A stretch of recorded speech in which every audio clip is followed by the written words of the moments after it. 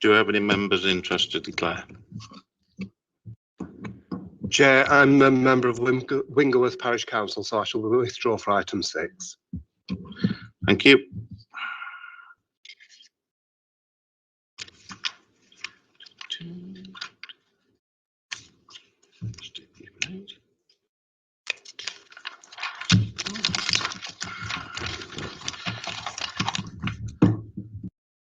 We now move to our meeting held on Tuesday, the 25th of July, with regard to the minutes of the last meeting. Are we happy they are a correct record? Is there a mover? Seconder? All those in favour? Any abstentions? The motion is carried. Right, thank you, colleagues. That brings us to the main business of the meeting, our 3 applications.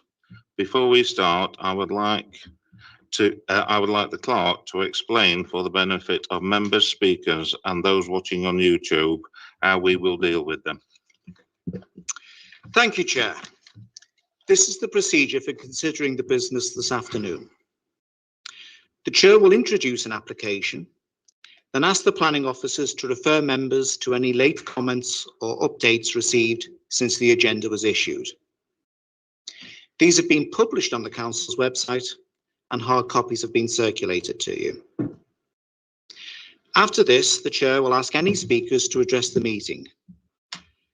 There will be speakers on the first and second applications.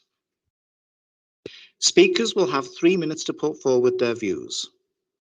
There will be a reminder given by the clerk when 30 seconds remain. At the end of the 3 minutes, members of the committee will have an opportunity to ask the speaker questions, if necessary, to clarify any points they have made. After the speaker has addressed the committee and answered any questions, then they will be allowed to remain in the meeting, but they will not be allowed to participate further from this point. The Chair will then open up the meeting for questions to officers, a debate by the committee, and finally determination on the application by a vote. The votes will be taken by roll call. Finally, members, this meeting is being live streamed and recording will be placed on the Council's website. Please note that others may choose to copy this recording. Thank you, Chair. Thank you. Let's move on to the first application, NED 22/00686/FL Drumfield. In line with our normal practices, I'm going to ask the planning officer to tell us about any late comments and to give a brief presentation showing any photos and plans of the site. I will allow the officers to complete their presentation. Consequently, members, unless you have a point of order that you feel cannot wait, could you please reserve these or any questions about the process until the end? All right, thank you. I'll pass over to Alice Lockett, who's doing our first presentation today. Thank you, Chair.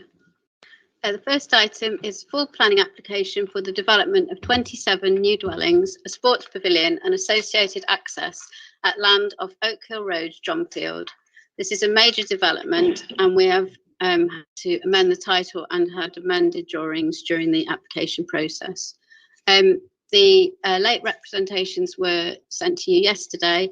I do have a slight update on boundary treatments, which I'll cover in my presentation, if that's okay, Chair.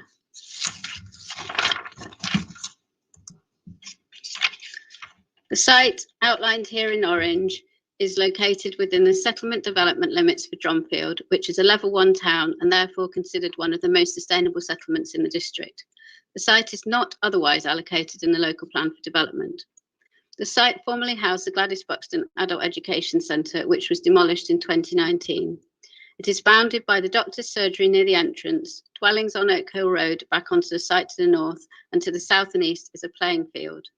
You can also see the rectangular paved area to the south, which serves as parking for the playing fields. This is not located within the application site. It is considered that this area could accommodate at least 75 cars. This is the red line plan for the application site.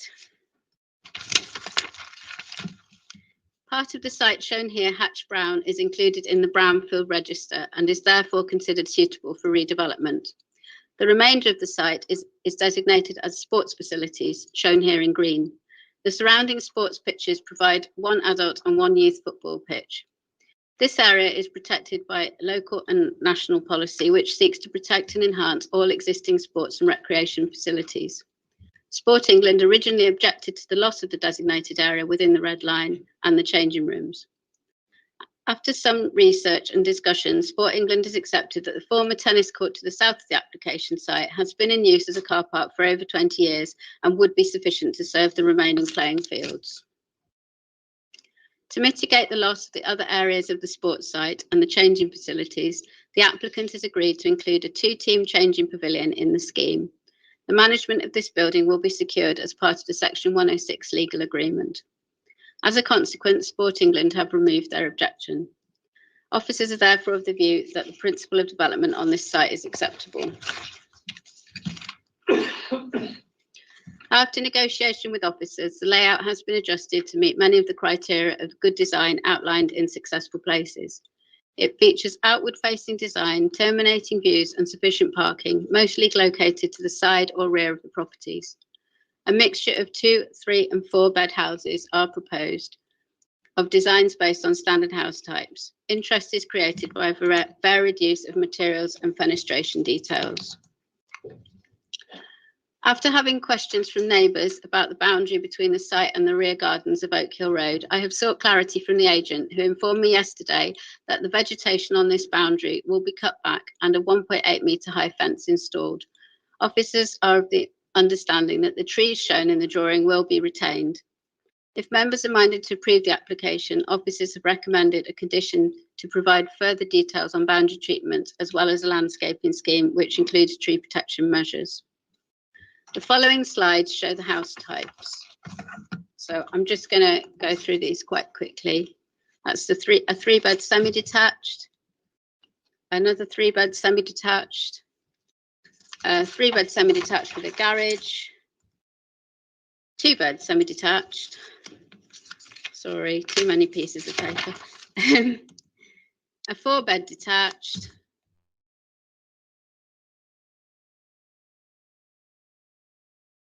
unit, and is located at the centre of the site. And most of the site, the plots also have garages, either single or double, or groups of garages.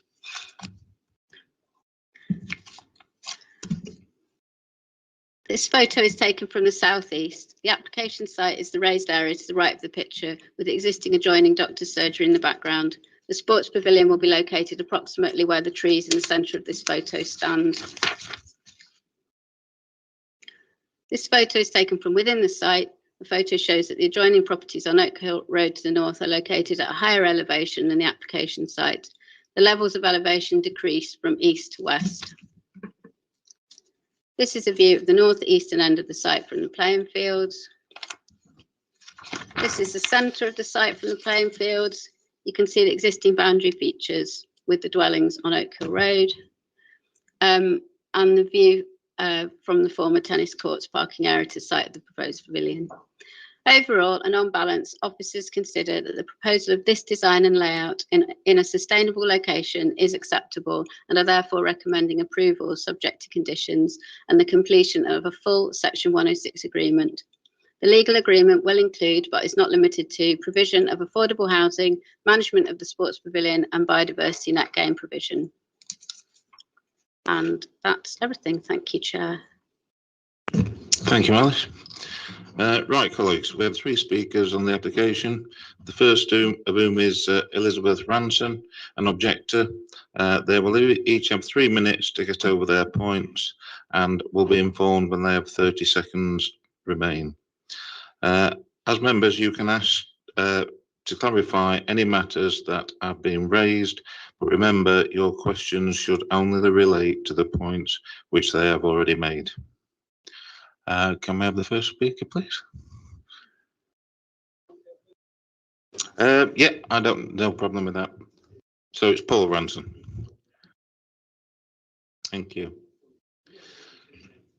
Yeah, That's no problem. So you've got 3 minutes, Paul, if you understood that. And Thank you. So we just wanted to raise a couple of important questions really regarding the proposed development of the Gladys Buxton site. Firstly, regarding the coal authority's comments of the risk of gas emissions, just stating that the local planning authorities should seek their own technical advice on the gas hazards that may exist and appropriate measures be implemented from technically competent personnel. Can we have assurances that this will be the case and that we as interested parties will be able to view any reports in a transparent and open way, such as email notification when a report is submitted to planning officials or the council? And secondly, can I ask that the remediation and mitigation measures regarding land stability are also made available to interested parties so that we can ensure there are no negative impacts to surrounding houses? And then my final note would be to draw attention really to the committee and the councillors that the current state of the playing fields is not fit for purpose and they need considerable work. So the provision of a sports pavilion would increase the use of this area for sport and exercise, which would be a positive thing. However, as others have commented, I think in the comments, only if we have assurances that the necessary work will be done to address the state of the playing fields area, safe provision of parking, as well as the ongoing maintenance and monitoring of this area as a community asset.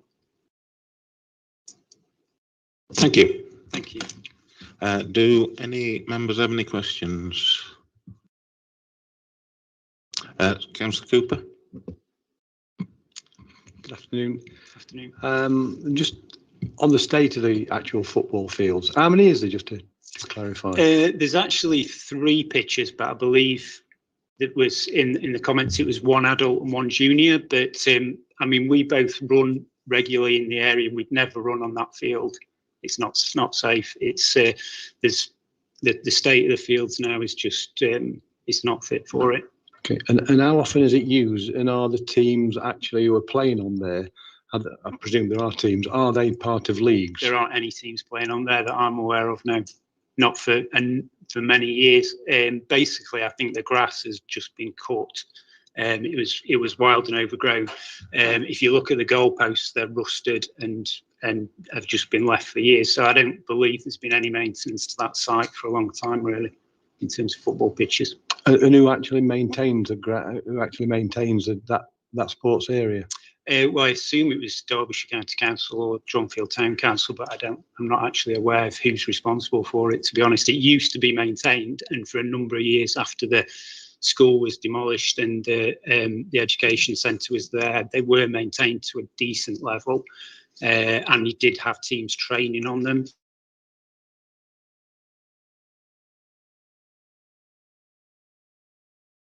Okay, thanks very much. Nobody else? Right, okay, thank you. You can take a seat again. Now call Elizabeth Branson. Thank you, whenever you're ready. Okay, thanks. Thank you. Hi, everybody. I'm pleased to see in the revised plan that the trees, hedgerows and vegetation around the edge are remaining, as these have been there for many years and would seriously impact the wildlife and well-being of people who live on the road if they were removed.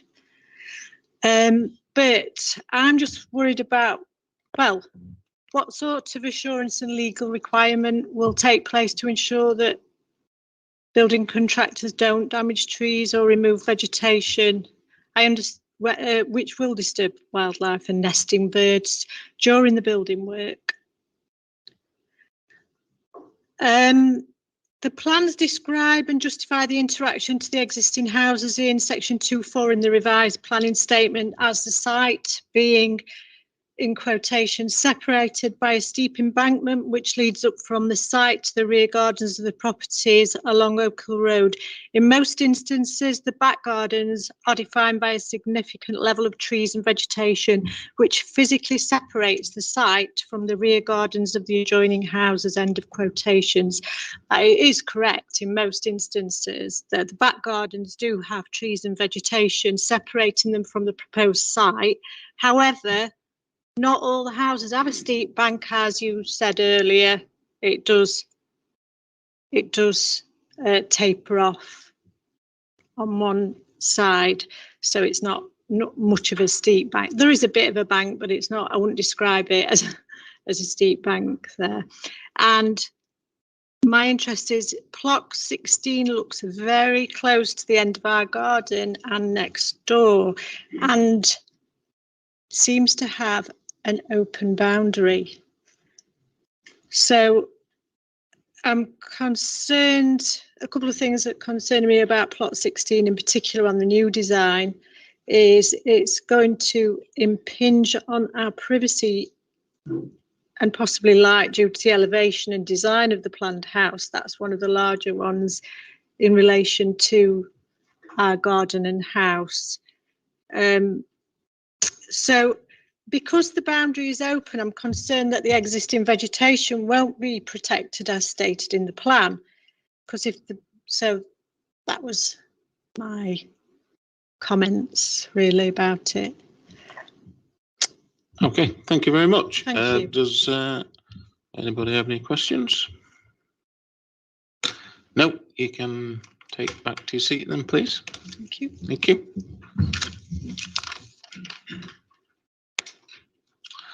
We now have Tom Breislin, who is the agent.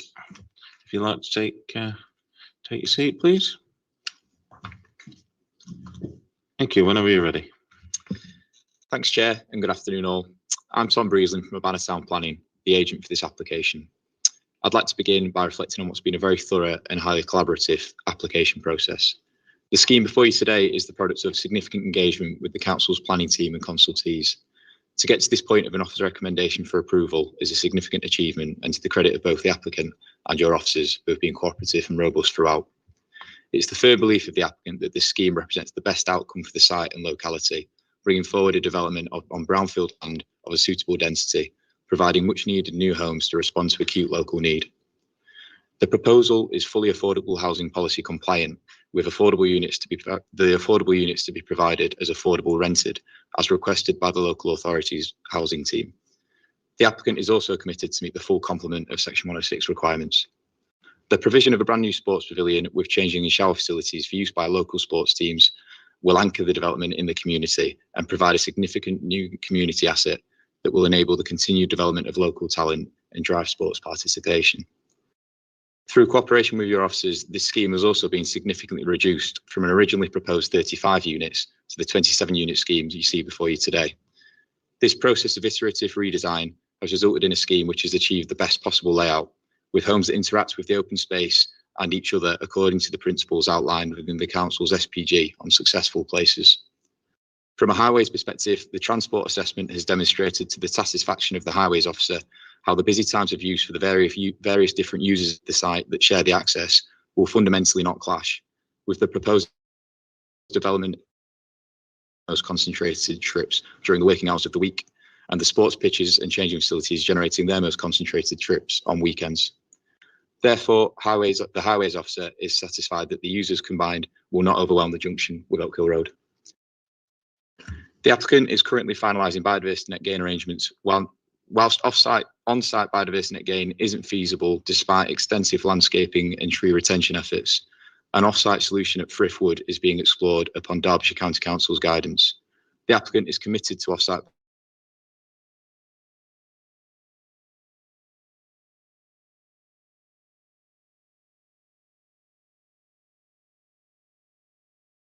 biodiversity, given the context of a nationwide housing crisis that is felt particularly acutely in Dronfield, preventing many from accessing sustainable. 30 seconds left.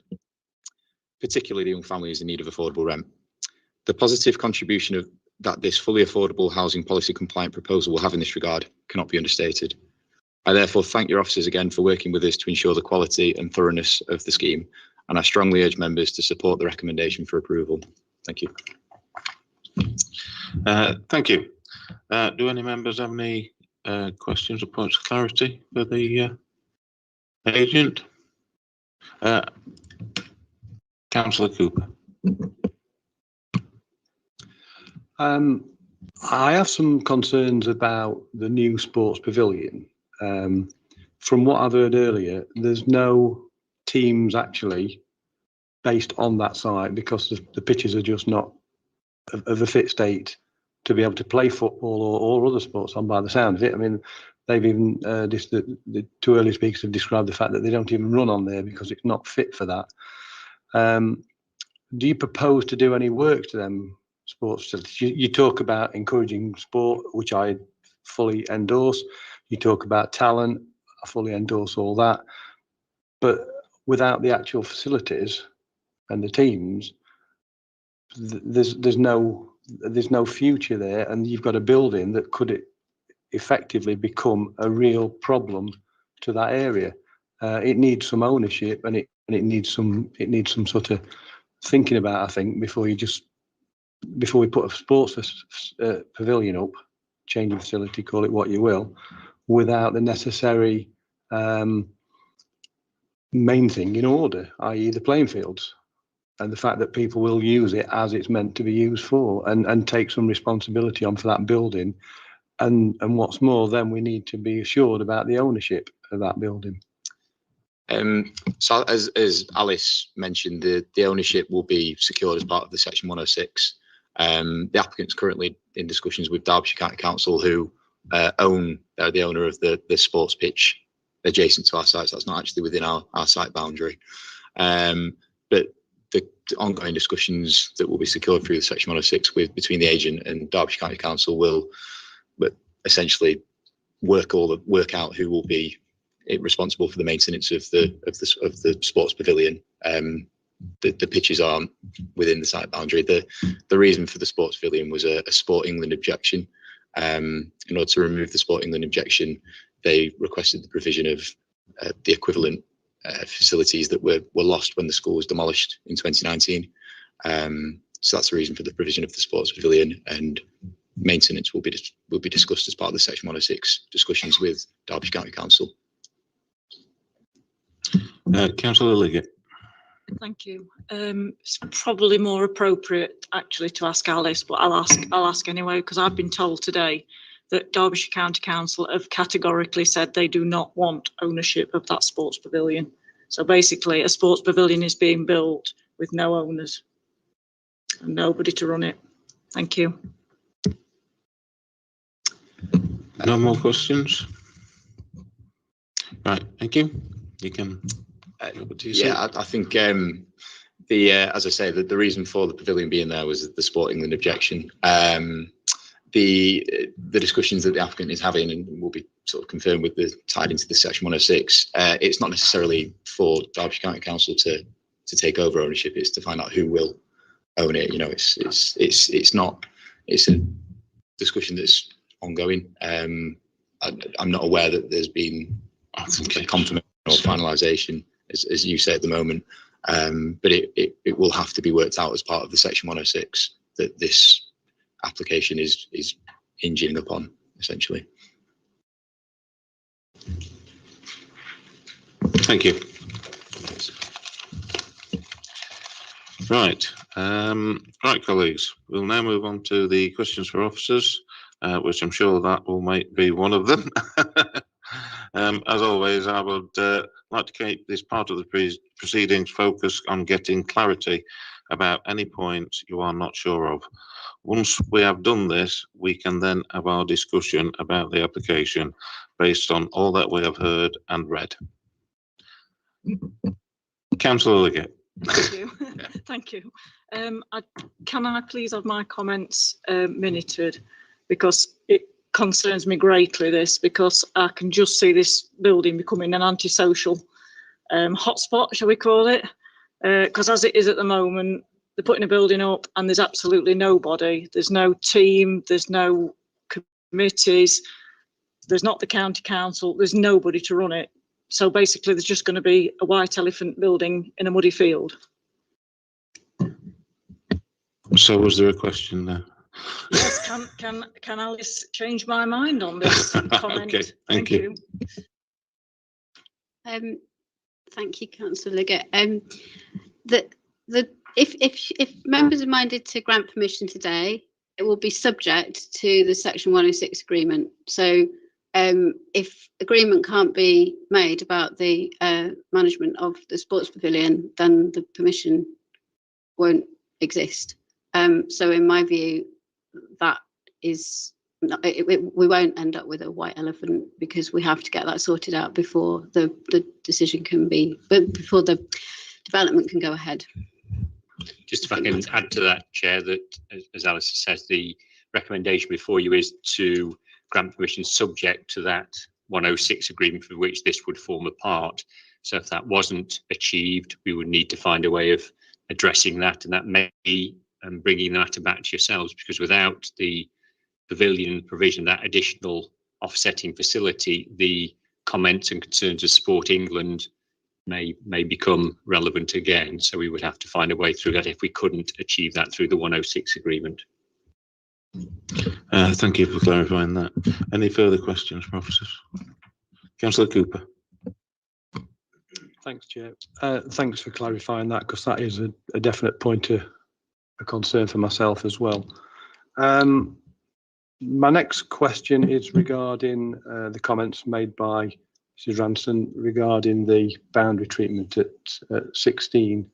Can you just clarify what the situation is there, please?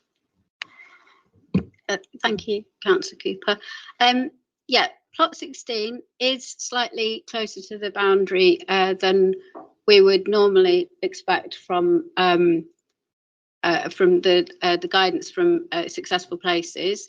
However, the way that the house has been designed, there are no overlooking first floor windows that are within 10.5 metres of the boundary. And as I pointed out in my presentation earlier, there is actually going to be a fence along that boundary, so any sort of ground floor windows will be blocked by that. So we are of the view that although it's not 100% meeting Successful Places, the applicants have through the design have addressed the concerns. So we're of the view that it is therefore acceptable. Thank you. Any more questions for officers? Councillor Cooper. Just a couple. Just going back to the changing facility, I just want to clarify, because obviously not knowing the site, is there access to the changing facility from the existing car park, and also is there access onto the actual playing fields from the changing facility without actually going back onto the car park? Is that attainable? Because what I wouldn't want to see is children particularly, running back down over the car park, potentially with cars manoeuvring, parking, etc. Would it be helpful if I showed you the drawing again? Yeah, if you can bring that up again, please.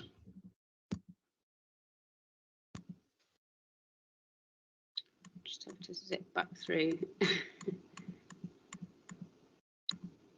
Okay, so the changing pavilion will be there at the bottom. Have I shared that properly? Okay, yeah, that's it's the long building at the bottom of the site. The area that can be used as car park is this whole area of former tennis courts.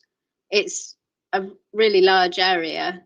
I think it's something like 90 metres long by about 30 metres wide. So as you can see, there is access to it from the pavilion. Access across to the playing field, which are sort of to the east, is not without going across that piece of land. But I can't see why it wouldn't be possible to manage it in such a way that you wouldn't have cars along that top boundary. At the minute, this is not laid out with any parking. It's not got like parking lines or anything. But I can't see why there wouldn't be a possibility for that to happen and for it to be able to be managed in a reasonable way. Thank you, Councillor Cooper. Could that form part of the condition if subject to the 106 going through? Could that form part of the condition that we make some access? It's not in there. No, it's not within the red line of the application. Right. So I'm afraid it couldn't. I don't think. The only suggestion I've got, Chair, is if that were a particular concern to members, that potentially something that could be included in the management of the pavilion and be included in a 106 agreement. I think that would be my suggested way forward, if that was a particular concern to you. It is a concern because it's an health and safety issue as far as I'm concerned. I wouldn't want people running back onto that area. Obviously, there's a green area within the boundary. Is there no way that could be used as part of it? There are two ways, Chair, that if the planning committee are concerned about that and would wish to grant permission subject to that, is to either impose a condition requiring some walkway from the pavilion that avoids the car park, or as I say, include it in the management agreement. And I'm sure one of those would be appropriate, and I think would be covered by the recommendation before you. As officers, we would note that point and address it either by way of condition or through the 106 agreement to ensure that there is access from the new pavilion building to the playing fields that doesn't need to go through areas where cars are parked. I think that encapsulates what your concern is, Councillor Cooper. Councillor Liggett. Yeah, Adrian, I'm just still a little confused. If this is the management of this pavilion is part of the 106 agreement and there is no management, how do we move forward? Alice has been in discussions with various bodies. I apologise, Alice, I don't know the exact people you've been talking to, but we are aware that there is certainly advice to us, not in writing, but in verbal form, a latent demand for an area such as this for the use by sports teams within Dronfield. And as Mr. Breislin said to you, that doesn't necessarily mean that the county council need to take the building on. It could be another, but that would be something that would be addressed through completion of the 106 agreement. So there would be some ownership of the building achieved through that, and then that would be ongoing thereafter. The issue that we've had as planners is that there was again, as Mr. Breislin and Alice have both mentioned, there was a objection from Sport England, which in effect was something that had to be addressed by the applicant and the local planning authority in conjunction to move forwards. And as officers, we've secured what is deemed to be an appropriate mitigating provision, because the change of facilities used to be within the adult education centre, and they were lost when the building was lost. So in effect, to promote the reuse of the playing area, and I note what's been said to you by speakers and by Councillor Cooper, that the facilities as they are maybe need some work on them, but to secure the long-term use of the playing facilities, a changing area was something that I think it was the FA and the Football Foundation required, and this is the solution that's been found. And as planning authority, we believe that this meets your policy objectives with regard to the retention of a sports pitches, which is designated in your local plan. This is one of those, and it's the outcome that we as planning officers feel happy with, and we can recommend to you approval of the scheme subject to the provision of this. As we keep on going back to, the management and ownership of that facility doesn't need to be the county council or necessarily a council. It could be a private body or a football club, for example, but that would be addressed through the Section 106 agreement.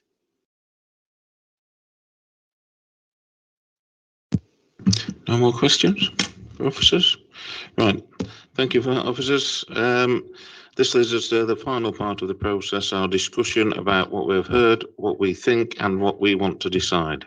But before we go any further, I would like the clerk to remind us about motions. Thank you, Chair.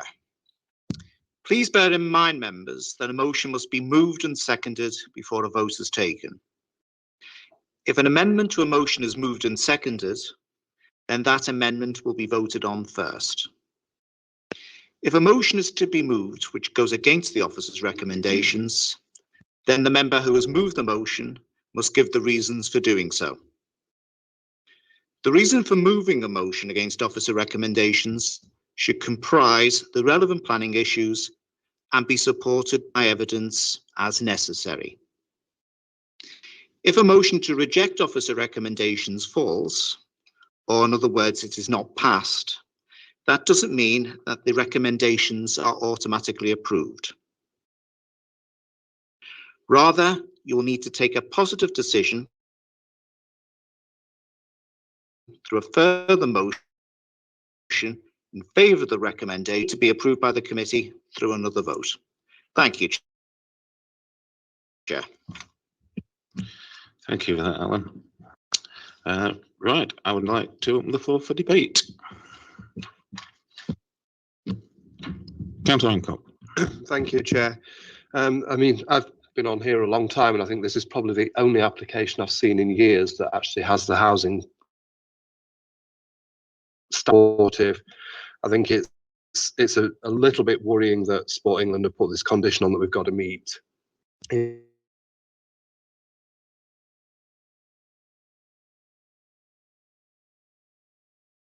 there, but I agree with the. I think Alice has done a sterling job in actually getting that sorted. My only concern with it is the plot 16 issue, but again, it seems as though everything that can be done to mitigate it has been done. So I'm quite supportive of this one. Thank you. Councillor Leggett. Yeah, I'm just going to agree. I mean, I'm quite happy about the proposal. It's just that I do think it's irresponsible to put a building up with no management already, you know, wanting it, as it were, because I'm just very, very concerned that that sports pavilion could end up as, like I say, a antisocial behaviour area. Adrian, would you like to say Just trying to reassure members on this point, Chair, that planning permission won't be granted. If you are minded to resolve this afternoon to grant permission, it won't be granted until unless a Section 106 agreement that secures the ongoing management of the building has been secured. And as I said earlier, Chair, if the resolution is based on that and that's not addressed and secured, we would need to find a way of moving forward, and that may mean coming back to yourselves for a reassessment of the application and all that entails, because there is the Sport England issue. So as best I can, Chair, I'm trying to reassure members that Thank you. there won't be a building Thank you. constructed without that being secured. Thank you for clarifying that, Adrian. Any other comments? Anybody else? No. Right, thank you, colleagues. Having heard everything today and the officer recommendations before us, what is the view of the committee on the application? I am now opening the floor to motions. I'm happy to move that we accept officer recommendations, Chair. Second that, Chair. Thank you. Seconded by Councillor Rouse. Right, I'll take a vote on that. I'm going to show of hands, please. About accepting officer recommendations. Yep. That's unanimous, Chair. Yep.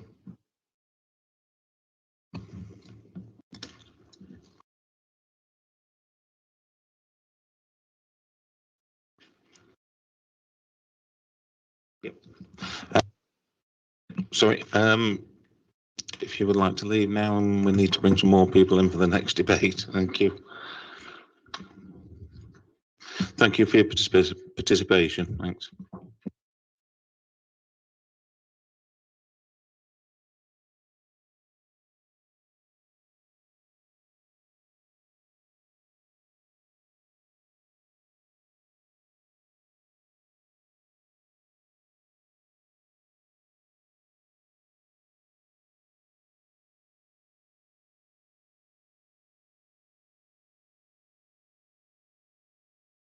It's just going to take a few minutes while I bring the, there's quite a few speakers on the next item, so we need to bring those into the chamber.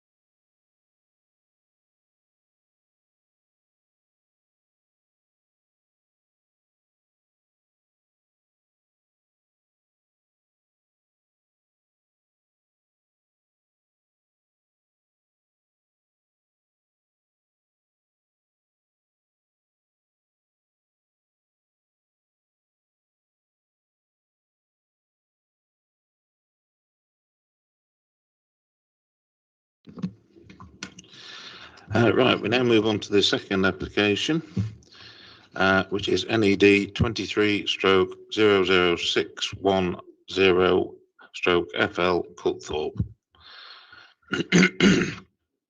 I'm going to ask the planning officers to tell us about any late comments and to give a brief presentation showing any photos and plans of the site. I will allow the officers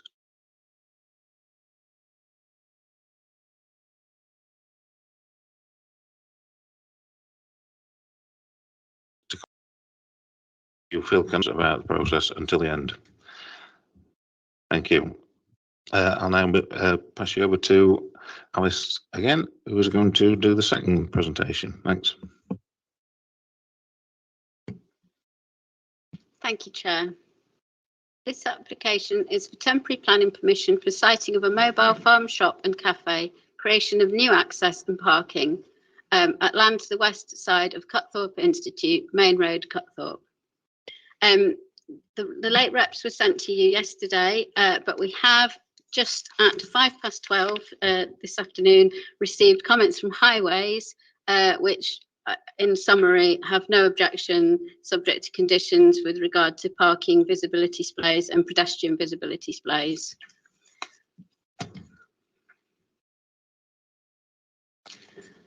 The application site is shown here in orange.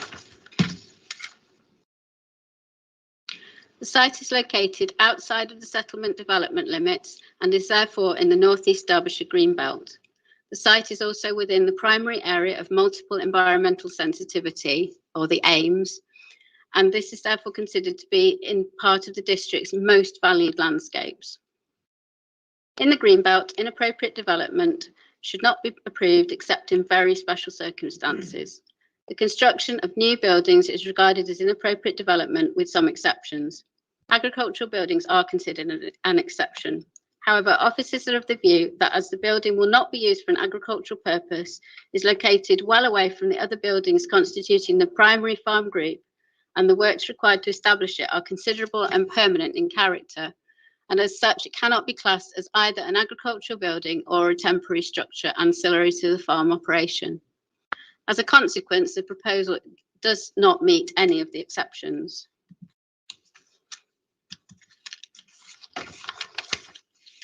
The location plan is outlined here in red. The block plan shows the building located approximately 30 metres from the Institute, with a car parking area for 10 cars laid to hard standing in between. A new access within the existing dry stone wall will be created to Main Road. Engineering works, such as to form a car park, may be acceptable in the Greenbelt, provided they preserve the openness of the Greenbelt and do not conflict with its purposes. Officers are of the view that such an area of hard standing and wide access point would both individually and collectively fail to preserve the spatial and visual openness and would have an urbanising impact on the Greenbelt. As a whole, officers consider the proposals to harm the Greenbelt, and therefore it requires very special circumstances for its approval. The building proposed is a modular building which has the character of a mobile home. Officers consider that it fails to meet the high standard of design required by the Council's countryside landscape and design policies and would be harmful to the valued landscape. The following photos are a selection from yesterday's site visit. The site is currently an open arable field. There are no existing buildings within the field. The site forms the setting of the coronation tree seen here in the foreground. This is a locally important green space as identified in the emerging neighbourhood plan.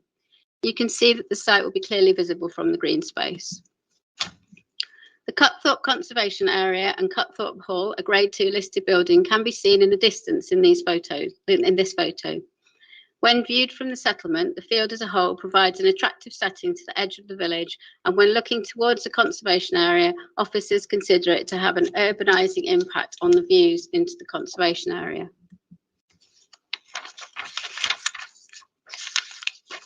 This is a view looking back towards from the west. Officers consider that the proposal would represent inappropriate development, which would by definition harm the Greenbelt. It is also considered that due to the design and siting of the building and parking, design and siting, the building and parking would harm the character of the valued landscape. The applicants and supporters have put forward what they consider to be very special circumstances, including the need for a local shop in the village.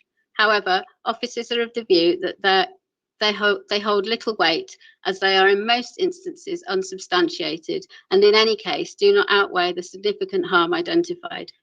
Added to this, it is considered that the design and siting of the building and associated development is not informed by or sympathetic to the distinctive landscape character or primary area of multiple environmental sensitivity.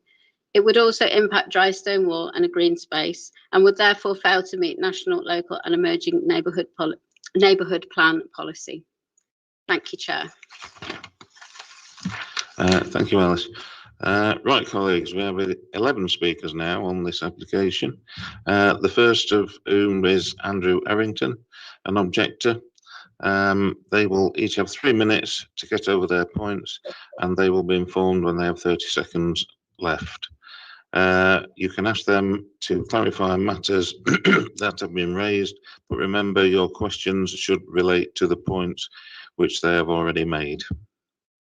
Right, I'll pass you over to the first speaker who's joining us by Teams, I believe, Andrew Errington. Thank you. Hey there, Andrew. Hello, thank you. Yeah. Thank you. You've got 3 minutes. Thank you. Thank you. Thank you for giving me the opportunity to speak to you today. I, like several others, am opposed to the application, and I hope you will support your planning officer, who has recommended refusal on planning grounds. Cutthorpe is a ribbon development on the edge of Britain's first national park, and the proposed neighbourhood plan of Brampton Parish Council, if adopted, will, and I quote, ensure any new development requires no intrusion into the green belt and respects distinctive character, individuality and setting and open countryside. This development clearly does not meet that test.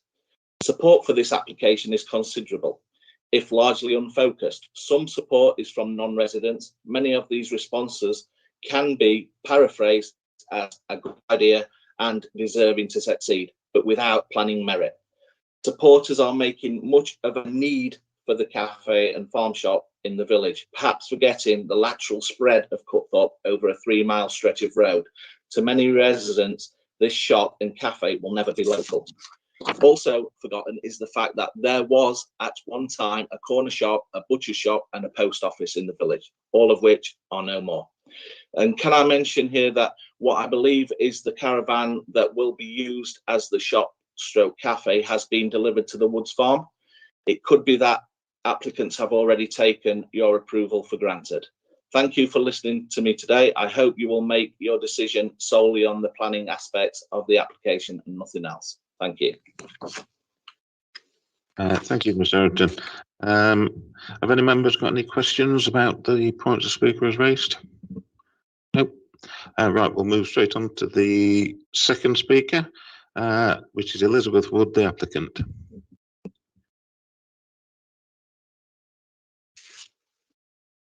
You have 3 minutes. If you press the microphone on like that, yeah.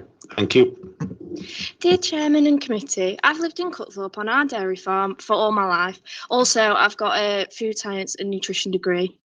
As one of the applicants, I'm deeply saddened to see that the new jobs that are being provided by the farm shop and cafe and the same job that I'm currently doing are seen as low skilled, which I believe is not the case. There are many skills needed to provide the high level of food safety and customer service which we are intending to provide at the farm shop.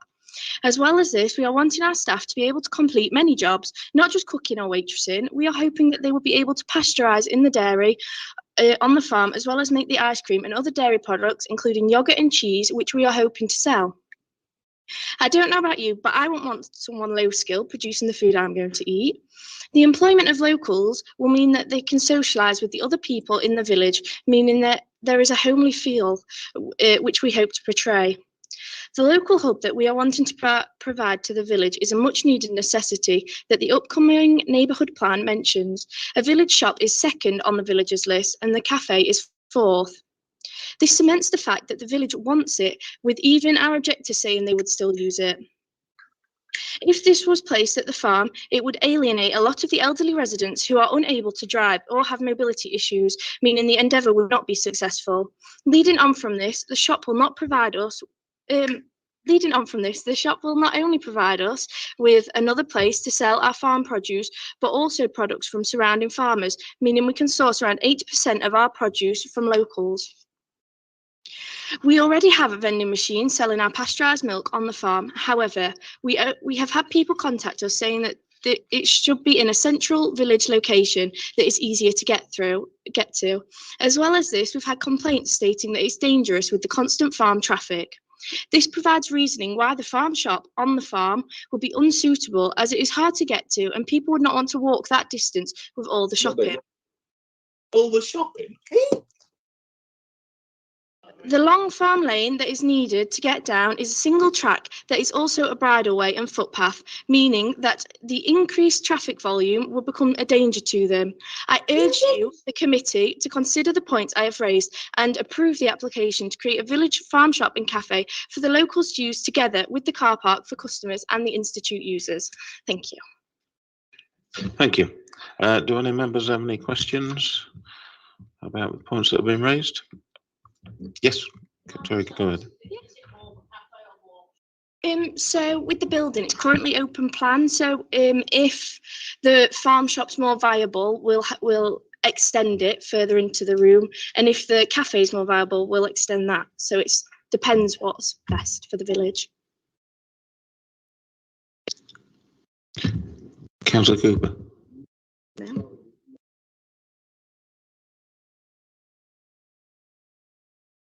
It's already been sorted. Thank you. No further questions. You can retake your seat. Thank you. The third speaker we have is also the applicant, Matthew Langley.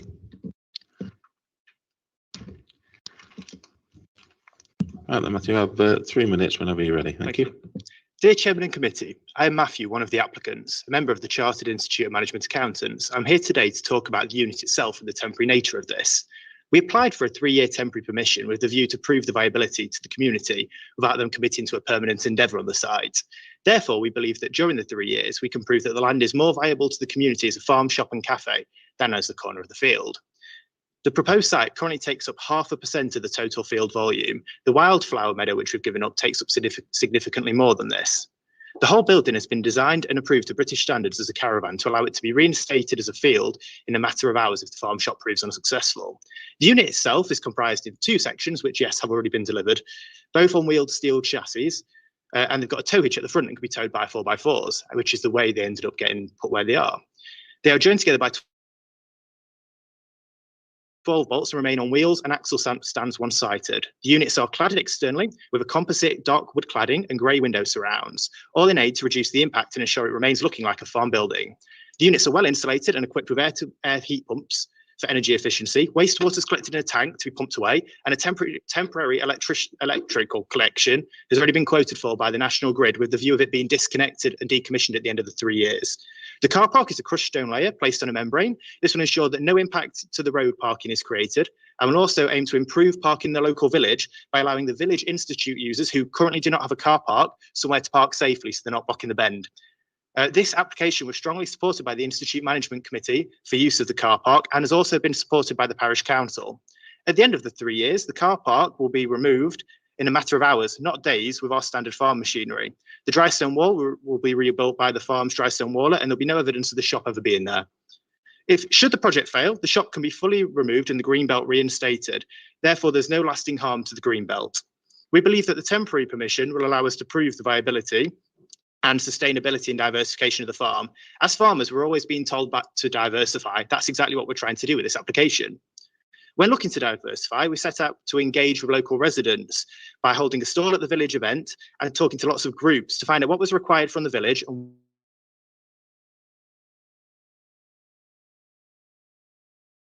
where they wanted and required by most Cutthorpe residents. We're humbled by the support we've received from the village, and we strongly hope you consider supporting the farm and the village with this application. Thank you. Thank you. Do any members have any questions about the points that Nope. Right, we'll move on to the next speaker. which is the agent Dominic Cooney.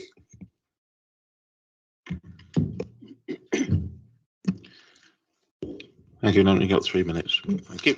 Thank you, Chairman. I'm Dominic Cooney, a chartered town planner working for Bagshaws, and I'm speaking as the agent for the application. We are disappointed to see the recommendation for refusal. The applicants have proposed in this application a farm shop with the lowest impact possible, using a mobile building and a temporary permission that is easily reversible. I'd like to draw the committee's attention to the key aspects of this application, the reversibility of what is proposed here. The officer's report is somewhat misleading in this respect, but the simple facts are as follows. The building meets the definition of a caravan and can be installed or removed in a day. The parking area will be crushed stone, laid on a geotextile membrane so that it is entirely reversible. And dry stone walls are easy to dismantle and rebuild at any time. Indeed, this goes on all the time on farms across the land. The location for this building is not in any area identified as a distinctive view in the neighbourhood plan. And I feel that the officer's report is somewhat misleading again in this respect. It can be seen in the visualisation submitted that the building itself sits very low in the landscape. The design of the building, timber cladding with a corrugated roof, is typical of agricultural buildings. Timber sheds are very common on farms. Any other material, such as brick or concrete block, would be used for a permanent building, but this is not a permanent building. The main group of farm buildings is down Green Lane. An unmade road is also a public bridleway and is well inside the Cutthorpe Conservation Area. We consider this to be a much better position than located right next to the farm because of the issues down there and the conflicts between walkers and horse riders that use Green Lane. The committee members will have noted on the file the numerous letters of support which far outweigh the small handful of negative comments. As Matthew already pointed out, the Parish Council support the application, stating that it enjoys strong local support, particularly given that there has not been a local shop for many years, which was highlighted in the Brampton Neighbourhood Plan, and the opportunity to purchase locally sourced produce from a local outlet is a sustainable benefit and would have a positive impact on reducing carbon emissions through decreased food miles. So if the planning system cannot support a local farm with such high levels of support from residents and the Parish Council, 30 seconds remain. Then whatever happened to the Localism Act? We respectfully ask the committee to approve this application today so that Lizzie and Matthew and the rest of the Wood family can secure the future of their farming enterprise in Cutthorpe. Thank you. Thank you. Do any members have any questions about the points raised? Councillor Fawcett. Chair, with your permission, just if you don't mind, Dominic, just want to refer back to one of the officers a moment. Dominic's touched on something where we saw the visual earlier of the farm shop, which is sort of grey and blue and yellow. Yet Dominic has pointed out, and it was in some of the photos in the pack, that it's going to be clad with timber, essentially. Can we just double check that point, that is, because there's contravening information there. The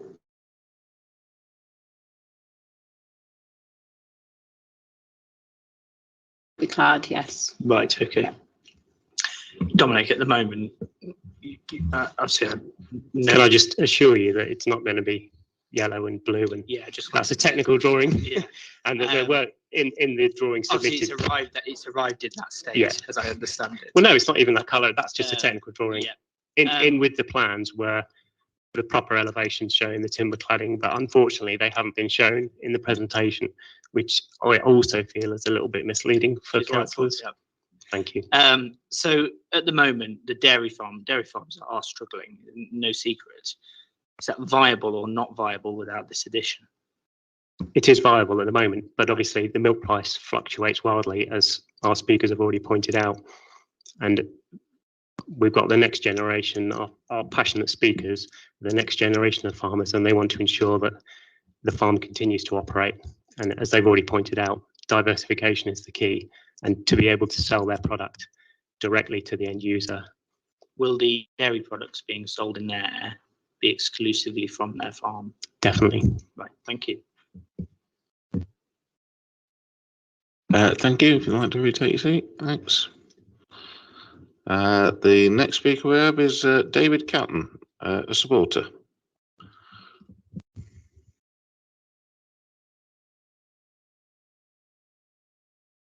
You've got 3 minutes when you're ready, David. Thank you. Mr. Chairman and members of the Planning Committee, good afternoon. I am, as you said, David Catton. I've lived in Cutthorpe for almost 25 years. On receiving the officer's report, a group of Cutthorpe residents met to discuss its contents. We concluded that in July, the Planning Department quickly concluded that the proposed location of the farm shop was an incursion into the Greenbelt, causing it harm in the terminology of the National Planning Policy Framework, so it must be rejected. In the ensuing 2 months, the appointed case officer trawled through the NPPF, the local plan, and the Brampton Parish neighbourhood plan, and the opposing comments to find examples of text that would justify a recommendation to reject the application. We worked from the opposite starting point to find evidence that justifies approval of the application. We've had but a few days since obtaining the officer's report to unravel it and the relevant documents. Yesterday, we submitted our case in a late representation, which I hope you have all taken the opportunity to read and digest. We are not skilled people with professional experience in extracting arguments from the rules and regulations relevant to planning decisions. Nevertheless, we've done our best, and my colleagues will now attempt to show that fair-minded judges should conclude that this application may be approved. In recent years, this council has approved 6 planning applications relating to farm shops located in the NED Greenbelt. These involve new build premises, extensions to or changes to the use of existing buildings, improvements to access, as well as provision of or extensions to parking, all for farm shops on the North East Derbyshire District Greenbelt.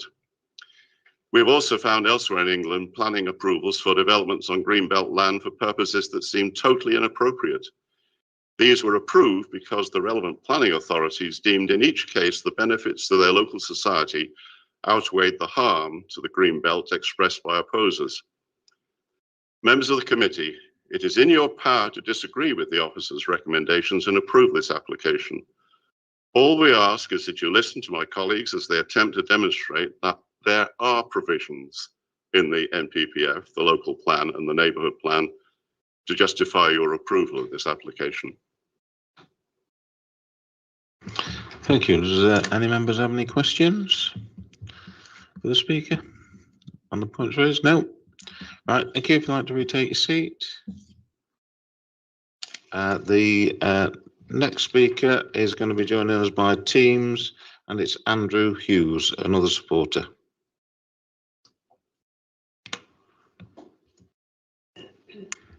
Is Andrew Hughes there, Martin?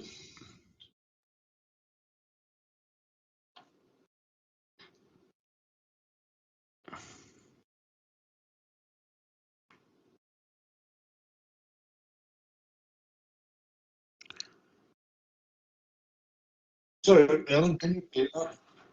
Andrew Hughes, has Andrew Hughes arrived? Otherwise, it might be best, Chair, to just move to the next speaker and then see if he arrives in due course.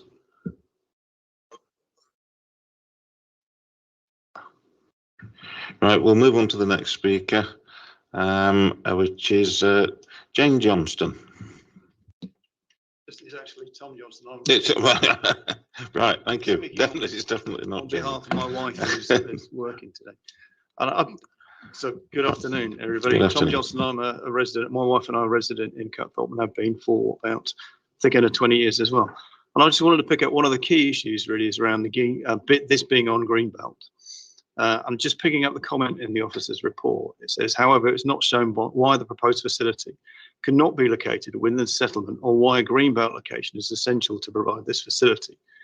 In addition, in granting a planning consent, the local planning authority could not guarantee that the site would be used by other site owners for purposes differing from those set out by the applicant. Officers conclude that the provision of a shop in Cutthorpe would bring community benefits, but there's no overriding reason why a site within the Greenbelt is required to provide for it. And I think your officer put up a diagram of Cutthorpe, and it is a long ribbon that goes around the road. And the settlement area actually covers those buildings that are in existence as they stand at the moment. Outside of that is all the green belt.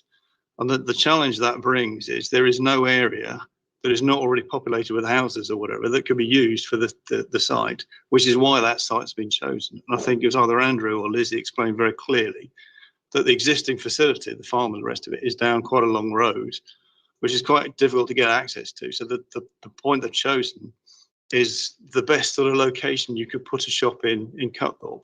And unfortunately it is on Greenbelt, but there is no area in the settlement where you could put the shop. That was the main point I think I really wanted to get across.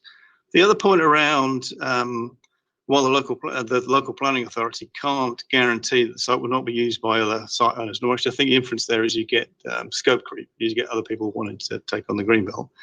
This is on the Woods farm. You know, they have absolute control of this, and there's no intention. I don't see any reason why.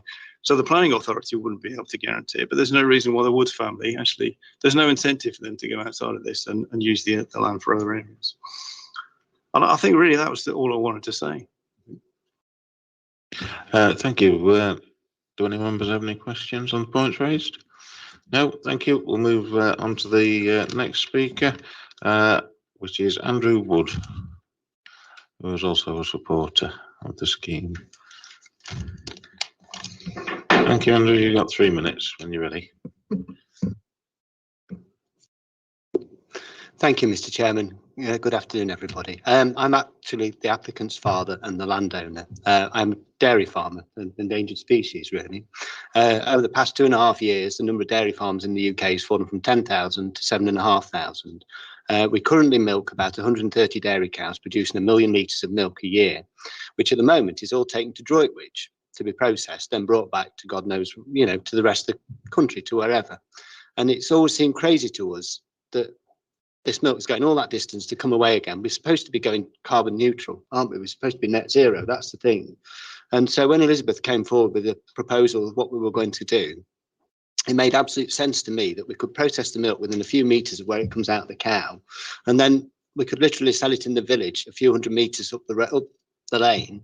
And it just made absolute perfect sense, to do that. We've got every year we finish about 80 or 90 beef animals off the farm, and again, they go to wherever, why can't they be sold through the shop? We grow grass and cereals on the farm. There's no reason why we can't grow other things. We have land swap with a neighbour where he grows potatoes on some of our land. There's no reason why that can't, all these things that can be done locally that people go everywhere to source. I mean, again, we've heard of how diversification is the way forward.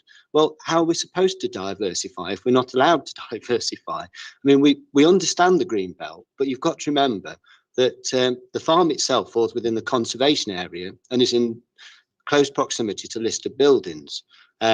And because of Green Lane and the farm, it's a busy working farm. We have 3 of us are full-time on the farm, and then there's 2 part-time employees. There's always something happening. To have cars coming down to a shop or whatever all the time it's not safe. Farm's got a terrible health and safety record. We don't need something to make that worse. We want to make it better. And what better way than to do that in a nice, safe environment right next to the road where people in the village can come, walk to, and not use the cars? It just seemed to me a no-brainer, really. And when Elizabeth first came up with the idea, I said to them, look, if you want to do it, we're all for it, but go to the community and see what they want. If they don't want it, forget it. And they went there, and I've just been so touched by the support of the local community. I just cannot believe it. The number of people who've commented today about wishing us well and how it goes on. There's, the number of applications, with hundreds of them, of people supporting it. And I'll just urge you to think again, if you'd refuse it, please talk to us. Let us help. Let's do this for the community. There's got to be a way around this. Please, whatever we do, I just ask that we try and get something sorted, because it is the least bit of green belt, if you like, the lowest. Where we're choosing to site it is the least impact on the green belt. That's time, Chair. Thank you. Thank you. Does any members have any questions about the points raised? No. We'll move on to the next speaker, which I believe is going to be Carl Langley.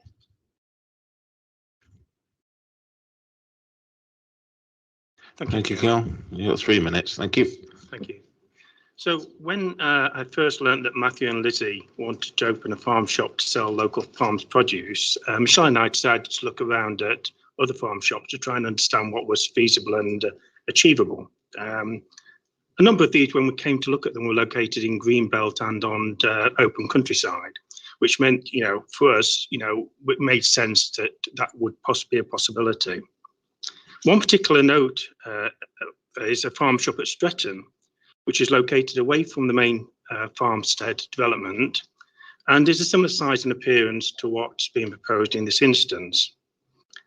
Looking at the approval for that development, it was interesting to notice that the planning committee cited paragraphs 83 and 84 of the National Planning Policy Framework, as this appears to be relevant in this case also, but it seems to have been omitted from the report provided by the planning officers on this occasion.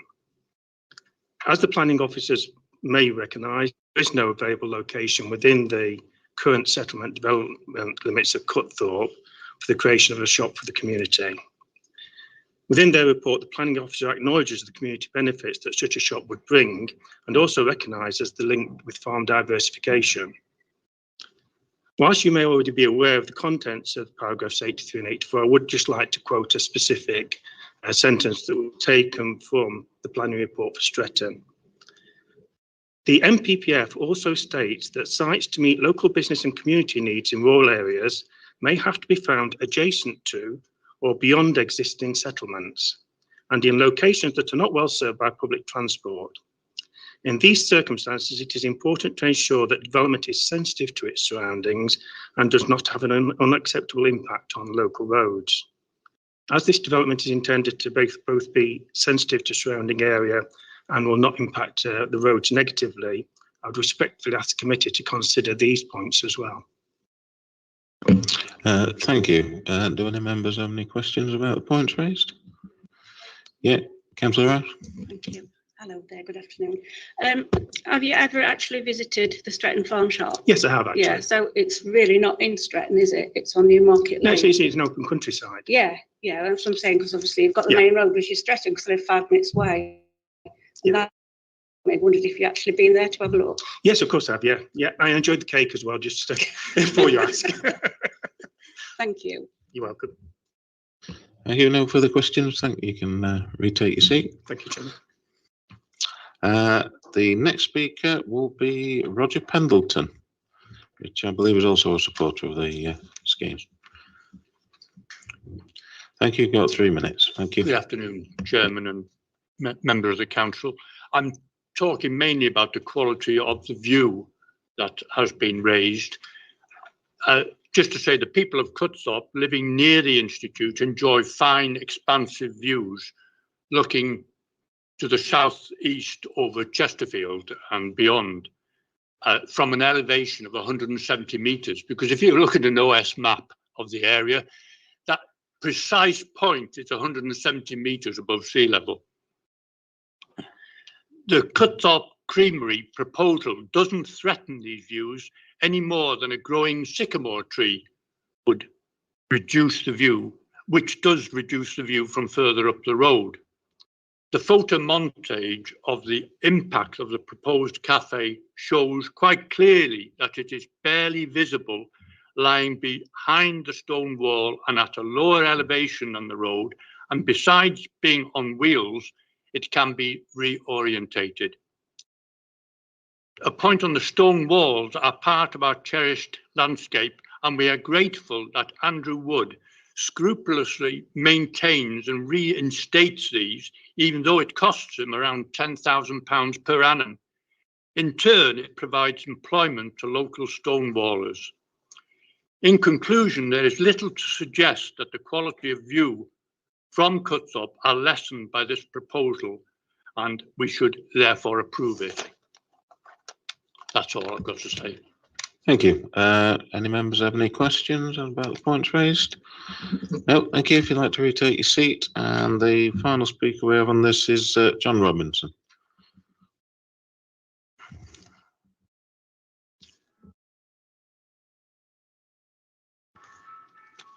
Thank you. You have 3 minutes when you're ready. Thanks. Mr. Chairman and members of the committee, this application has a similarity to a legal case. There are arguments for and against. You are the jury to decide the matter of the strongest part. After the applicant's consultation with our councillor, Councillor Martin Thacker, he decided and requested it go to the committee so the matter could be considered thoroughly, not just the officer's decision. As councillors, you have other matters to consider. There's economic development, business, health, cleansing, community, not just whether some proposal is in the green belt. These days, all organisations, which include councils, are encouraged to be sustainable and diverse. This is exactly what this application is about. One of the biggest problems this country is facing at the moment is producing more of what we need within the country and also reducing the cost of what we produce. This is just a small step in this direction, and Andrew Wood has already made that point about the movement to milk. All the reasons why this application is an exception within the definitions the district's plan have been covered by the previous speaker. If you turn down this application, then I am assured that the parish council will apply for a neighbourhood development order in conjunction with the neighbourhood plan, which we believe will soon be accepted. As this order requires a referendum, judging by the present support basis, it will soon be put into practice. Planning is also about schemes which should benefit the community. The Brampton Neighbourhood Plan does that, as explained by the previous speakers. Over 65 members have supported this proposal with only 8 objections. 1 being anonymous, so doesn't count, and 2 from the same person, 1 being which is an addition. And 1 supports the idea and would use it, but it feels it's in the wrong place. This shows that the application has a large number in support 30 and seconds should remain. be approved to meet the community's unit. 1 letter is particularly relevant, and I quote, "I care for my elderly mother in the village and will be a huge boost to her mental health and well-being to have somewhere local to shop and socialise. I call on you as councillors to decide on what is the right decision to make, having heard all the positive reasons for approving the application." Thank you. Thank you. Any members have any questions about the points raised? No. Thank you. If you'd like to retake your seat.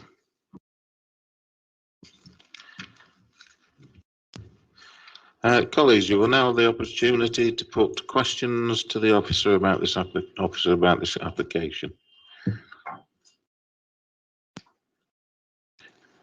Do we have any questions for officers? Councillor Fawcett. Excuse me. This planning permission is time limited at 3 years, is it not? And we have enforcement teams that can make sure that if it was approved, that they were complying with whatever motions we pass here today if we decided to. Is that correct?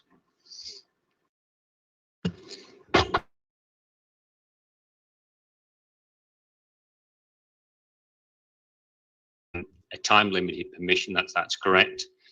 And you've heard this afternoon that if the facility wasn't successful, it would be the intention to remove that. That's something you need to consider in your assessment, Chair. But you've also heard this afternoon that if the scheme is successful, it would be retained and continue. So I would ask members to be guarded in terms of that, because if you were to grant permission for a time limited 3-year period, you would normally be doing that to assess the impact of the development and whether after that you could provide another permission that would then continue that. So I think this afternoon you need to strip the application back to its basic elements, and you need to determine the application in accordance with the policies of your development plan. And you've heard a lot this afternoon about other issues, but the primary consideration you have is the site lies within the green belt, where you have very strong policies of restraint, unless very special circumstances outweigh that. And we've set out in the report as officers our assessment of that, but that needs to be where you start from in my advice to you. If you feel that a temporary permission for 3 years outweighs any harm to the green belt that you identify, then of course you could give permission for 3 years. But I would advise members caution on that, Chair, because if the project was successful, I think you would be faced with an application to then retain the building in its current form. On that point, sort of two things come to mind about key performance indicators there, about it doing what it says on the tin. If it was a 3-year time limit application, at what point would it have to come back here to be reassessed for any additional works, etc.?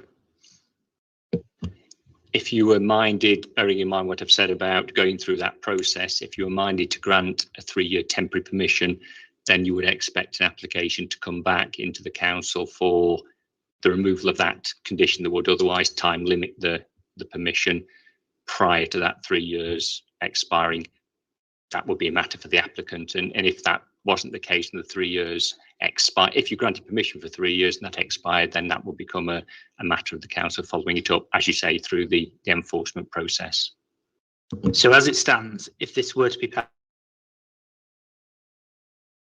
passed, hypothetically speaking, within 3 years, everything would have to be removed anyway, if there was no application to extend it. If that's the way that you would grant permission this afternoon, that's right, yes. Okay, thank you. Any other questions for officers? Nope. Right then, thank you for that, officers.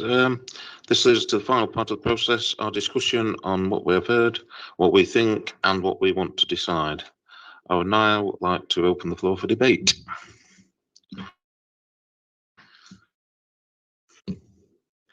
Councillor Gare and then Councillor Fawcett.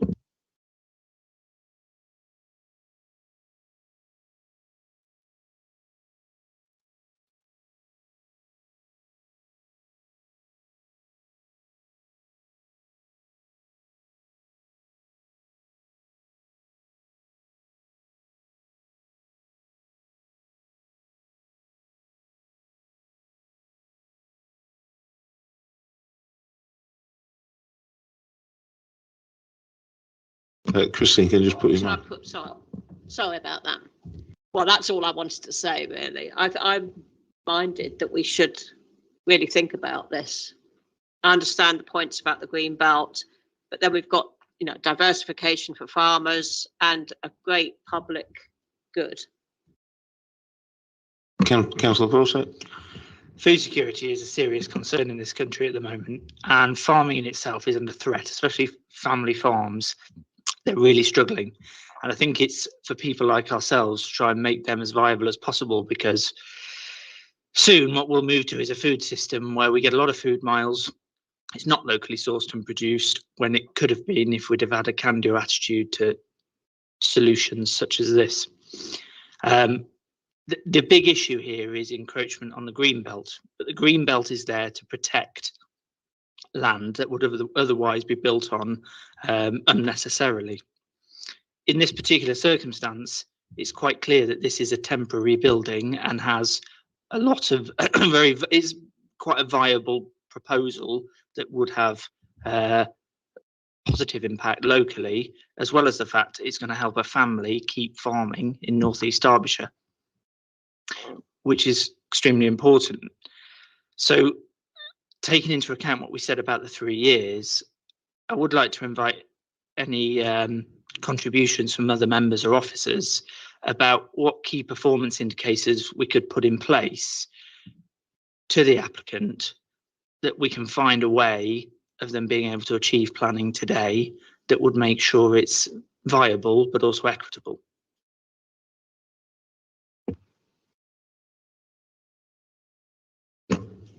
Adrian, if you'd like to come in.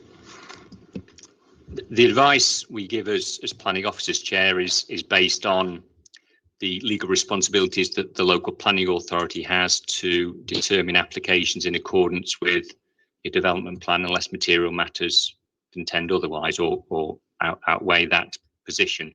So in this instance, Jen, I'll come back to the point that Councillor Fawcett made in a second, if I may, but the starting point for you has to be whether or not the proposal lies in accordance with the policies of your development plan when read as a whole.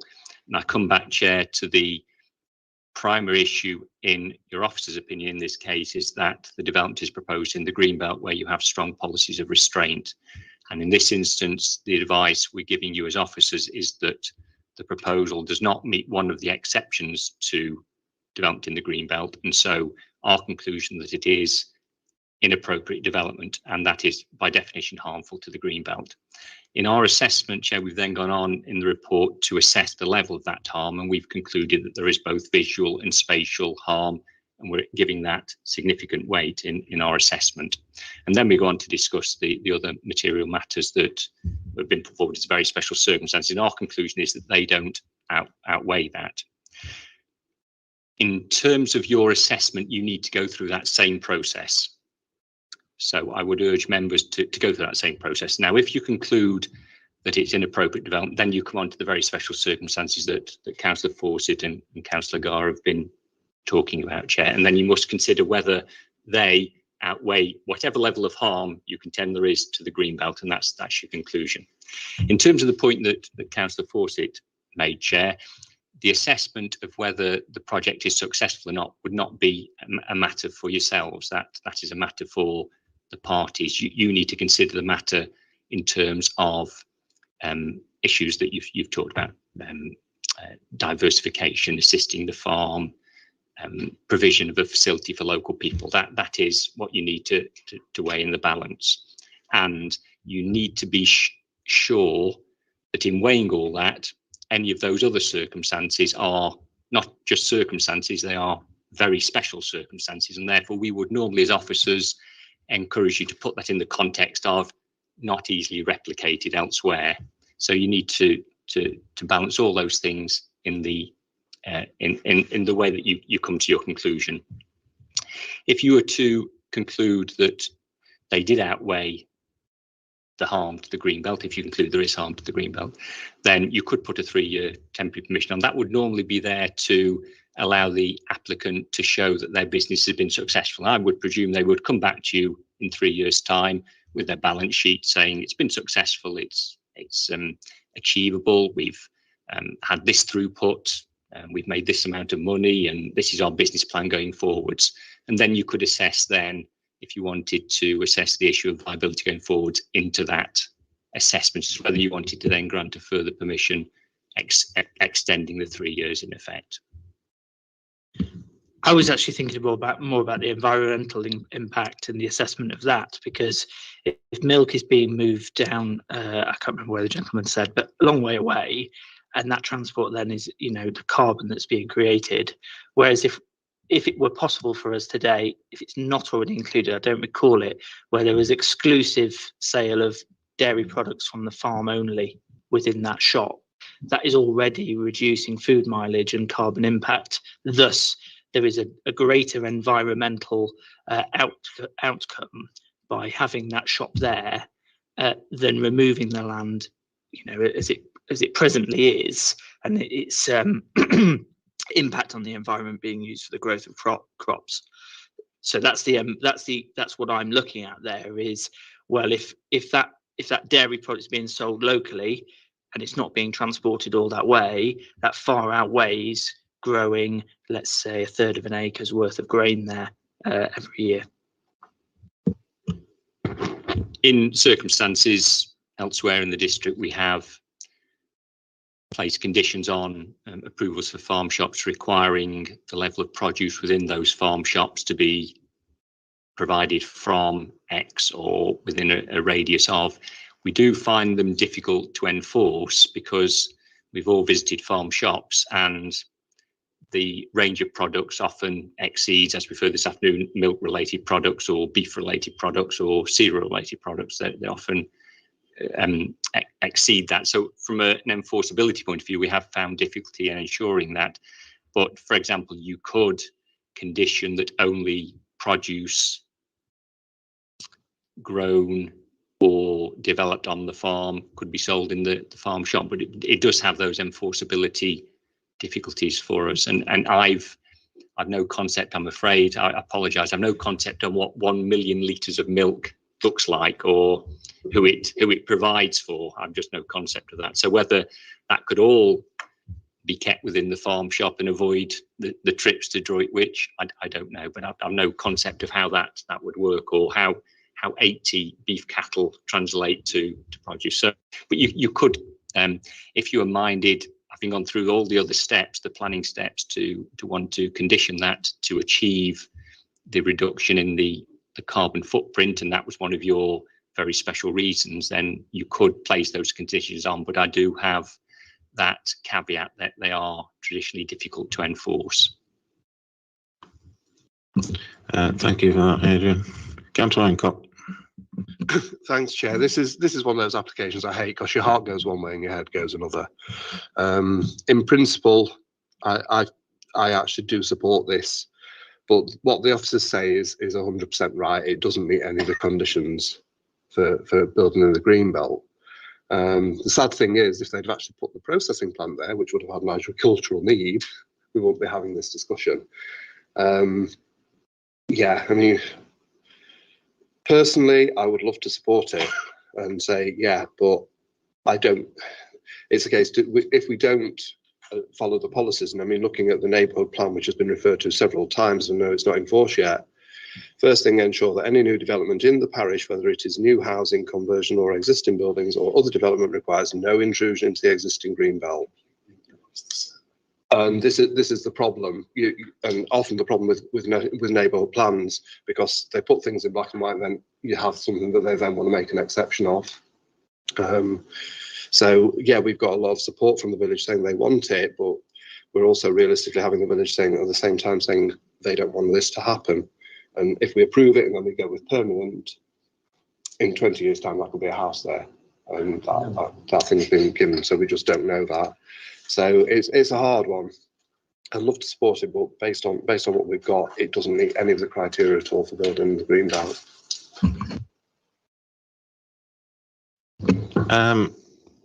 I'm in agreement with David on that. It is one of those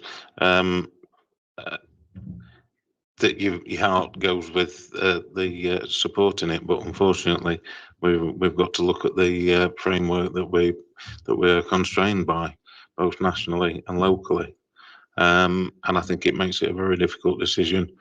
But on that grounds, I don't think it mitigates enough the intrusion into the green belt. Sorry, speakers can't participate further after they've spoken and answered questions.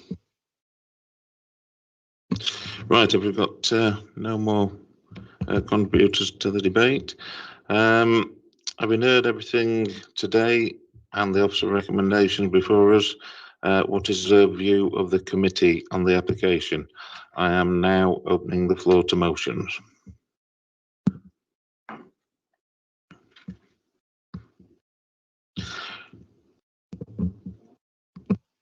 Yeah, you can. Yeah, I would like to move officers' recommendations, please. I'll second that. Thank you. Right, on the floor we've got to accept officer recommendations, so we're now going to take that to a roll call. Thank you, Chair. Councillor Cooper. Councillor Fawcett. 4. Councillor Gurr. 4. Councillor Hancock. 4. Councillor Hartshorn. 4. Councillor Jones. 4. Councillor Lacey. 4. Councillor Liggett. 4. And Councillor Rouse. 4. That's unanimous, Chair. The motion has passed. Thank you. That's the debate over. If you can leave the chamber, please. Thank you. Thank you for your attendance, and thank you for all your comments.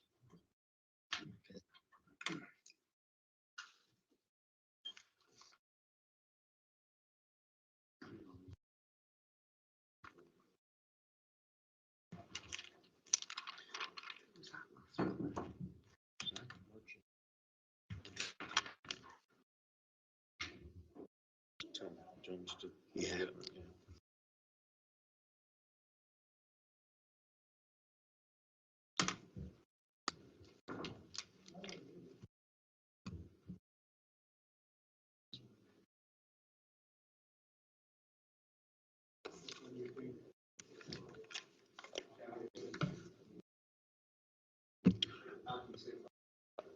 Okay, thank you, David.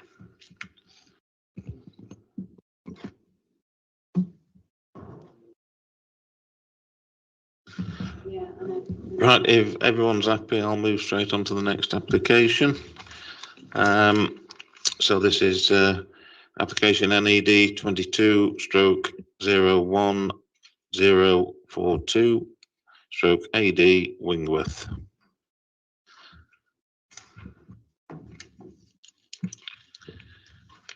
Right, in line with the normal practice, I'm going to ask the planning to tell us about any late comments and showing any photos and plans of the site. I'll allow the officer attention. Again, members, unless you have any points of order that you feel cannot wait, could you please reserve these or any questions about the process until the end? So I'm now going to move you over to Graham Cooper, who's doing the last presentation. Thank you. Thanks, Chair. We're just firing up the presentation now. So just bear with me a second. Thank you, Alice. Right then, so this is an application for advertisement consent for the installation of 4 signs on the parish rooms at Wingworth. 2 signs will be vertically installed and the other 2 positioned horizontally. Following concerns raised by the case officer and neighbouring residents, the original submitted scheme has been amended to remove any internal illumination from the proposed signage. One single late representation was reported yesterday. That was just offering some officer commentary around the scale of the proposed signage. There's been no third-party comments, and there are no technical reasons why this application should be refused. The main issues, as laid out in the officer reports, are the impact on the proposed advertisements on the character and appearance of the site and the surrounding street scene, the impact on public amenity and highway safety. Thank you, Alice. So this slide, this illustrates the application site shaded in orange. The application site sits within the settlement development limit for Wingworth, with open countryside to the west of the site, west of New Road. You've got detached residential properties to the northeast and south of the application site. We've also got an established equestrian development opposite the site, along with a recently constructed holiday cottage, but they're set at a lower level than the hedge line, which is on New Road. The land levels to the west fall away down into the valley. So this is the location plan, which has been submitted with the application. You can see the site edged in red, hopefully there. The plan illustrates more clearly the relationship between the site and the neighbouring properties. You can see the existing car park associated with the parish rooms, just off on a limb to the right-hand side there, and how close it is to the existing properties which surround it. Next slide, please. So this plan illustrates the position of the proposed signage. We've got 2 vertical signs that are proposed at points 6 and 8 on this plan. This is to the front and rear entrance points of the building. 2 horizontal signs will be positioned at points 1 and 5 on the plan, and these being at the side of the main entrance on New Road, and 1 on the north gable. Next, hang on a second. Next slide. Perfect. So this plan, this illustrates the design of the proposed vertical and horizontal signage. Just to be clear, the dimensions illustrated on this plan are for illustrative purposes only, and this is just to show the difference between the horizontal and vertical design of the signage. Next slide, please. So this plan is a more detailed plan, and it illustrates the exact dimensions and design of the signage. The lettering will be 1.85 meters in width and 0.4 of a meter height. The vertical design is just a 90-degree rotated version of what you can see here. So the plan shows that the signage will be constructed with internal lighting, but just to be clear, the units will not be switched on This plan also confirms the final dimensions as we've discussed. The applicant has confirmed that they will in the future explore illuminating the signage, but this will be in consultation with officers and neighbours, and I have advised that a new permission will be required to illuminate the signage. And just to make sure that that's clear, I've included a condition ensuring that the signage will not be illuminated in any way, included in the officer recommendation. And the next few slides are just a couple of photos taken from site that members will have seen yesterday at the virtual site visit. This is taken from New Road facing the north elevation of the parish rooms, and a horizontal sign will be included in the elevation that you can see there. This next slide is taken from the car park to the rear of the parish rooms, and a vertical sign will be included on the elevation next to the rear entrance, just to offer a bit of a way marking into the building. And the final slide, this is taken from New Road, and a vertical sign will be installed to the left of the door, entrance door, we can just about make out there. And a horizontal sign will be on the blank gable that you can see between the doors and the small window. And it just helps, waymark people into the building. And that concludes the presentation. Thank you. As there are no speakers on this application, we will move straight to questions to the officers. Again, I would like to keep this part of the proceedings focused on getting clarity about any points you are not sure of. So I would be grateful if you could not move any motions at this stage. Do we have any questions for officers?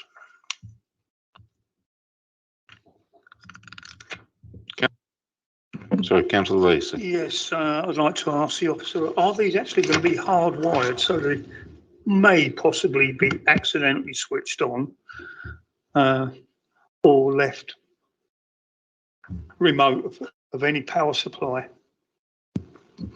So I'm advised that they will connect the signage up, but they won't be switched on. So, we could include a note maybe just to make it clear, the condition is there and it is enforceable. So if the lighting is put on by accident, then, and I think that if it is accidentally put on, that might be an interesting test to see what that harm is, because I know the parish rooms are looking at some form of illumination for this signage, but they want to work in conjunction with us and the residents, because there has been concerns about other lighting on the site. But we have got a condition saying that it won't be illuminated, and that's all we can kind of secure for you today. Yeah, I would like to think that it couldn't possibly be turned on. If they come back, then obviously that's a different question. Any other questions for officers? No. Okay, thanks, colleagues. Having heard everything today and the officer recommendations before us, what is the view of the committee on this application? I am now opening the floor to motions. Oh, well, to debate, sorry. Councillor Cooper.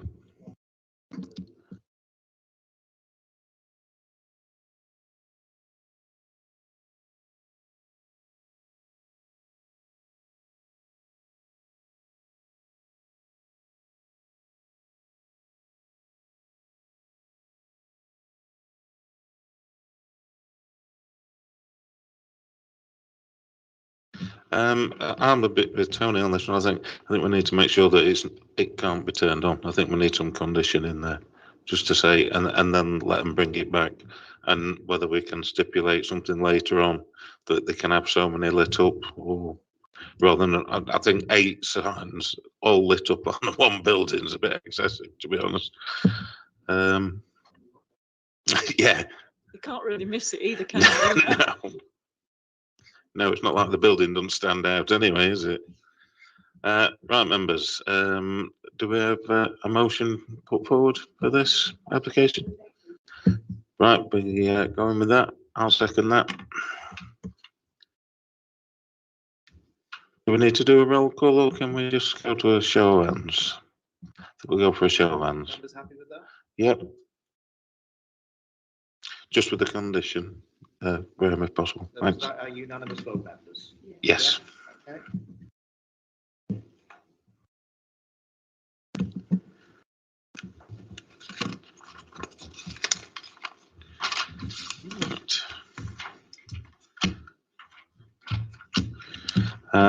Right, that brings us to the end of all the decisions we have to make.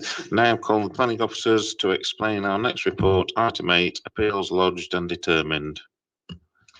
Thank you, Chair. There's a good draft of appeal decisions that reporting this month, and I'm taking it that all members are receiving the appeal decisions, so that's a good thing. There are a few here, Chair, I would just like to make reference to. The first is the first. Sorry, Chair. Do we want to invite Councillor Hancock back in? He probably doesn't know we're finished. Oh, sorry.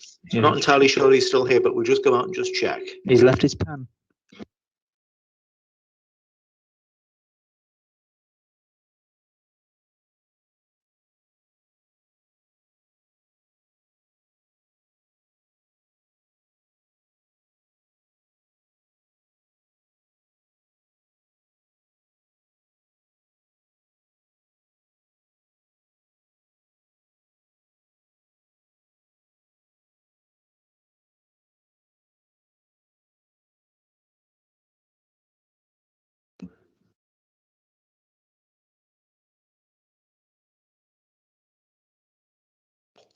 We're just on the appeals section, appeals lodged and determined.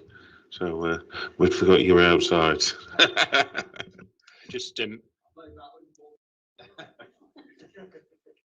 just going to reference first of all, Chair, the first appeal lodged at paragraph 1.2, which is a site that many members may be aware of, but it's the West Hadley Nursery. So there's an enforcement notice been served on the activities there, and that will be heard in due course. The second reference I did want to bring members' attention to, Chair, is at paragraphs 1.5, the 4 appeals there.